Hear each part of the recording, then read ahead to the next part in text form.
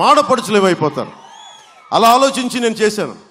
దాంట్లో అకారణంగా అన్యాయంగా ఒక సీనియర్ నాయకుడిని, మనకు విభేదాలు ఉంటాయి పాలిటిక్స్లో, పబ్లిక్ పాలసీ పరంగా ఈ పని ఎందుకు చేయలేదు, విభేదాలు ఉండొచ్చు, కానీ మనం కక్ష సాధింపులు చేయను.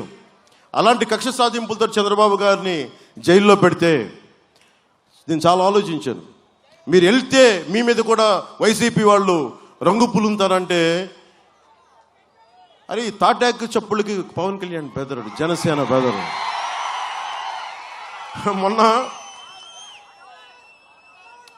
ఒక ఇంగ్లీష్ ఇంటర్వ్యూలో అడిగారు నన్ను, మిమ్మల్ని జగన్ ఇలా మాట్లాడుతున్నాడు, మీరు పార్టీ నమ్మేశారు, ఇది అంటే చెప్పా. జగన్ ఏమైనా లాల్ బహదూర్ శాస్త్రియా లేదంటే అటల్ బిహారీ వాజ్పేయా? నువ్వు 30 పైగా కేసులు పెట్టుకొని నాకు 5 సంవత్సరాల నుంచి బెయిల్ మీద ఉన్నాడు అతను. 5 సంవత్సరాల నుంచి ముఖ్యమంత్రి స్థానంలో ఉంది. అతను అడుగుతాడు నన్ను, సొంత చెల్లికే గౌరవం ఇవ్వనేవాడు, సొంత చెల్లెళ్ళనే వారి పాపం వారి వ్యక్తిగత జీవితాలని సోషల్ మీడియాలో వారి మనుషుల చేత తిట్టించేవాడు. మీరు ఓటు వేసే ప్రతి ఆడపడుచు మీరు చాలా జాగ్రత్తగా ఆలోచించండి. 30,000 మంది పైచిలకు ఆడపిల్లలు అదృశ్యం అయిపోయారు. 30,000 మంది, ఒకళ్ళు కాదు, ఇద్దరు కాదు. అది మీకు తెలియకపోవచ్చు, ఈ ఊర్లో ఎక్కడ ఉండిపోవచ్చు, మనకు కాదని అనుకోకండి. అలాగే చంద్రబాబు నాయుడు గారి సతీమణిని అంటే మనకి చాలా చిత్కారంగా మాట్లాడితే అది మన ఇంట్లో జరగద్దని అనుకోకండి, ఆయనకి జరిగిందని మీరు అనుకోకండి.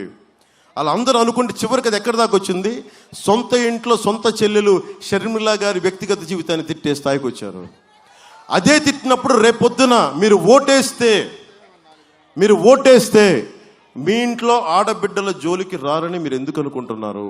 వారిని కించపరిచేలా మాట్లాడరని మీరు ఎందుకు అనుకుంటున్నారు? ఇది మీరు చాలా చాలా జాగ్రత్తగా ఆలోచించాలి. 10,000 రూపాయలకి ఈ రోజున డబ్బులు ఎక్కువైపోయినాయి. డబ్బులు ఎక్కడి నుంచి వచ్చినాయి? మీరు ఇచ్చారు. మన డబ్బుల్ని మనమే దోపిడీ చేసి, మీరు చెప్పండి, సముద్ర తీరం మత్స్యకారులను అడుగుతున్నా, సముద్ర తీరం ఎవరిది? సముద్ర తీరం ఎవరిది? మన మత్స్యకారులు వేటాడు, వాళ్ళకి హక్కు లేదా దాని మీద? మరి అలాంటి సముద్ర తీరంలో వాళ్ళు కూర్చోబెట్టి మీకు కష్టం కదా అది. సముద్ర తీరం ప్రభుత్వానిది అంటే సరిపోదు. ప్రభుత్వం అంటే ఎవరు? మనుషులే కదా మనలాగా. ప్రభుత్వం అంటే దానికైనా కొమ్ములు ఉంటాయా ప్రత్యేకించి?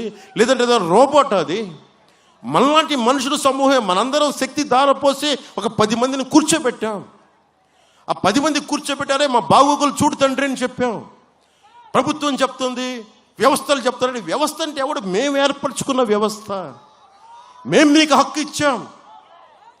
మత్స్యకారులు ఒకటే చెప్పండి వైసీపీ వాళ్ళకి, మిత్రమా, నువ్వు ఓటు అనే బోటు మీద నువ్వు సముద్ర తీరం దాటావు, ఈరోజు తగలేసావు మమ్మల్ని. ఓటు అనే బోటు మీద తీరం దాటి ఈరోజు మన కడుపుల మీద కొట్టాడు జగన్. అది